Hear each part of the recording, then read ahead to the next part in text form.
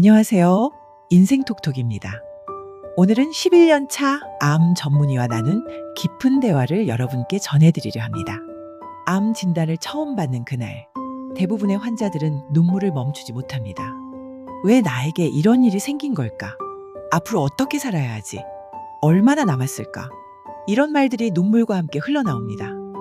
의사는 조심스레 병명을 말하지만 환자는 삶 전체가 흔들리게 되는 경험을 하게 됩니다. 오늘은 그 누구도 쉽게 꺼내지 못했던, 하지만 꼭 나눠야 할 진짜 이야기를 해보려 합니다. 암 환자들의 마음의 고통에 대한 이야기와 몸에 좋은 음식이라고 잘못 알고 있는 한 가지를 말씀드리겠습니다. 많은 분들이 병원에서 생존율 통계를 들을 때 마음 한켠이 더 무너져 내렸다고 하십니다. 나는 그 안에 들어가는 숫자일까? 라는 생각이 드는 순간 마치 인생 전체가 흔들리는 듯 시간에 쫓기는 기분이 들었다는 분들이 아주 많습니다. 하지만 숫자에 갇힐 필요는 없습니다. 같은 암, 같은 병기라도 사람마다 체력, 식습관, 의지, 그리고 마음가짐은 모두 다르니까요. 20년째 환자들을 돌봐온 한 의사 선생님은 이런 말씀을 하셨습니다. 같은 병이 와도 같은 결과는 없습니다. 라고요. 그래서 우리는 생존율보다 중요한 질문을 해야 합니다. 나는 지금 누구와 함께 이 병을 견디고 있나? 내 삶에서 다시 웃을 수 있는 날은 언제일까? 통계는 방향을 잡아주는 숫자일 뿐 당신의 하루하루는 그보다 훨씬 깊고 따뜻한 이야기로 이루어져 있다는 걸 명심하셨으면 좋겠습니다. 그러니 오늘도 숫자가 아닌 당신 자신을 믿어주세요.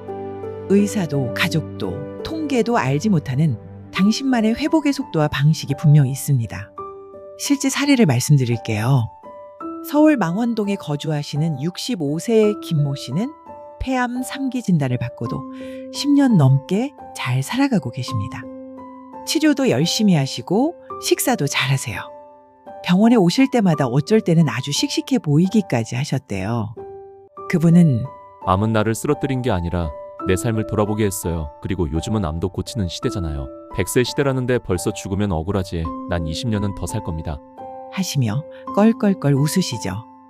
매일 아침 동네 뒷산을 오르고 식단을 바꾸고 주변 사람들과 더 따뜻하게 소통하기 시작하셨고 자녀들도 더 자주 찾아오고 스스로 건강일기를 쓰며 지내고 계십니다. 이분은 2번의 수술 후에도 다른 분들보다 회복력이 빨랐다고 해요. 반대로 같은 병, 같은 나이에 진단받았던 또 다른 분은 진단 후 한 달도 채 안 되어 몸과 마음이 무너졌습니다. 왜 나야?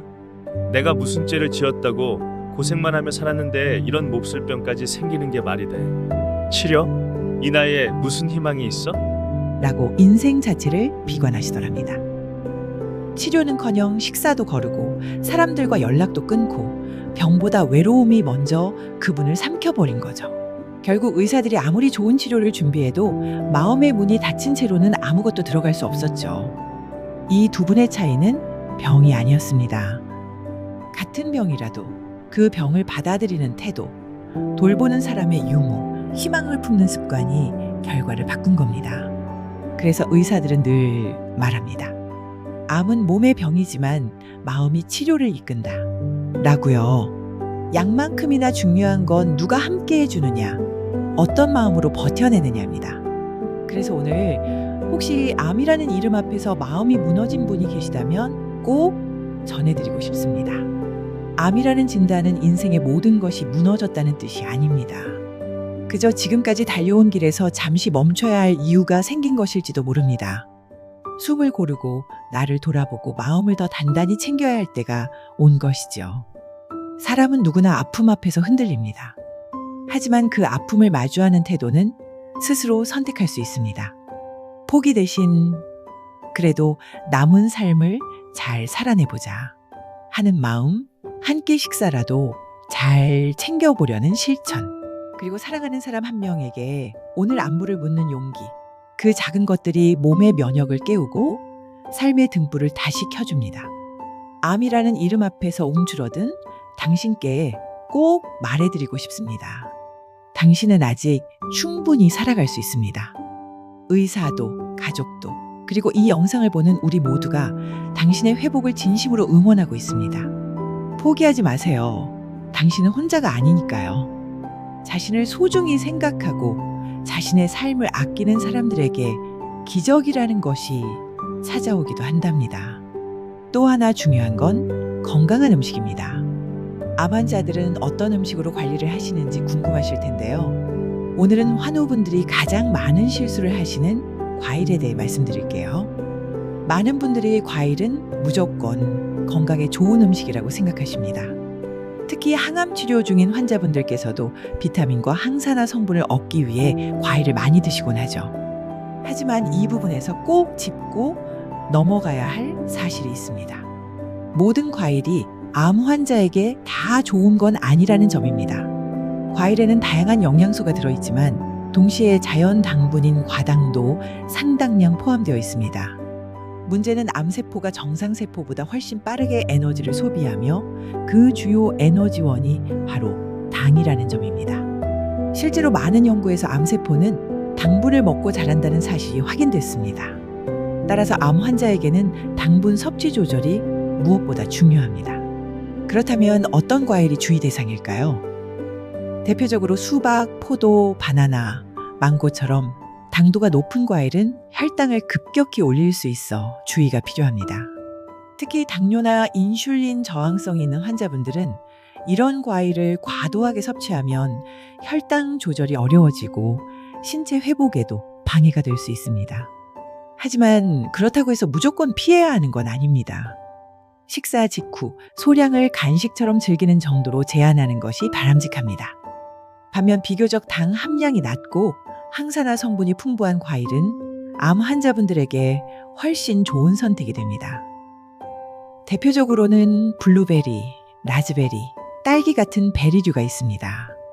이 과일들은 안토시아닌, 폴리페놀 같은 성분을 풍부하게 함유하고 있어 산화 스트레스를 줄이고 면역력을 돕는데 긍정적인 역할을 합니다. 게다가 당지수도 낮기 때문에 혈당을 급격하게 올리지 않습니다. 이 외에도 사과, 배처럼 식이섬유가 많은 과일은 장 건강을 돕고 변비 예방에도 도움이 됩니다.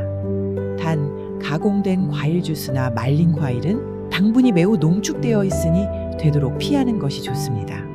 과일은 자연 그대로 신선한 상태로 소량 섭취하는 것이 가장 이상적입니다. 특히 과일 주스는 섬유질이 거의 제거되어 혈당 조절 효과도 없습니다. 그래서 암 환자에게는 이렇게 권장합니다. 채소 섭취를 충분히 늘리고 과일은 당분이 낮은 종류로 소량만 드시라고요. 과일은 하루 1에서 2회 적당량만 섭취하는 것이 기본 원칙입니다. 아무리 건강에 좋은 과일이라 해도 과도하게 섭취하면 혈당을 급격히 올릴 수 있고 이는 암 환자에게 부담이 됩니다. 특히 항암 치료 중일 때는 체내 대사 상태가 예민해져 있기 때문에 음식 하나에도 세심한 조절이 필요하죠. 채소는 풍부한 항산화제와 식이섬유를 제공하면서도 혈당에 거의 영향을 주지 않기 때문에 과일보다 더 적극적으로 섭취해도 좋습니다. 결론적으로 과일은 좋은 음식이지만 올바른 양과 방식으로 섭취할 때 비로소 몸에 이온약이 됩니다. 과일 하나를 드시더라도 이게 내 몸에 어떤 영향을 줄까 한 번쯤 생각해 보시는 습관이 암과 싸우는 과정에서 큰 힘이 될 수 있습니다. 암 치료 중인 분들께 꼭 드리고 싶은 말씀은 과일을 무조건 몸에 좋다는 생각으로 많이 드시기보다 과일도 식이 조절의 일환으로 섭취해야 한다는 점을 기억해 주셨으면 합니다. 식사는 곧 치료의 일부니까요. 정리해 볼까요? 모든 과일이 암 환자에게 좋은 것은 아닙니다. 당분이 높은 과일은 제한해야 합니다. 식이섬유가 풍부한 사과나 배, 베리류의 과일이 좋습니다. 하루 1회, 2회 소량으로 섭취합니다. 말린 과일이나 주스 형태를 피하고 생과일 형태로 섭취하는 것이 가장 좋습니다. 과일보다 채소를 더 충분히 섭취해주는 것이 좋습니다. 오늘은 암 환자의 식습관 중 과일 섭취에 대해 자세히 알아보았습니다. 과일이 무조건 몸에 좋은 건 아니라는 점, 그리고 어떤 과일을 어떻게 먹어야 하는지 이해하는데 도움이 되셨길 바랍니다. 다음 영상에서는 채소와 견과류, 즉 암 환자에게 꼭 필요한 식물성 식품들에 대해 더 깊이 있게 알려드릴 예정이에요. 어떤 채소가 항암에 도움이 되는지, 어떤 견과류를 어떻게 먹어야 하는지 궁금하시다면 다음 이야기도 놓치지 마세요. 궁금한 점이나 개인적인 경험이 있으시다면 댓글로 남겨주세요. 직접 겪으신 이야기나 평소에 궁금했던 부분을 나눠주시면 다음 콘텐츠에서 더 깊이 있게 다뤄드릴 수 있습니다. 구독과 좋아요 잊지 마시고요. 여러분의 클릭 하나가 큰 힘이 됩니다. 늘 건강하시고 인생 톡톡은 다음 이야기로 찾아오겠습니다.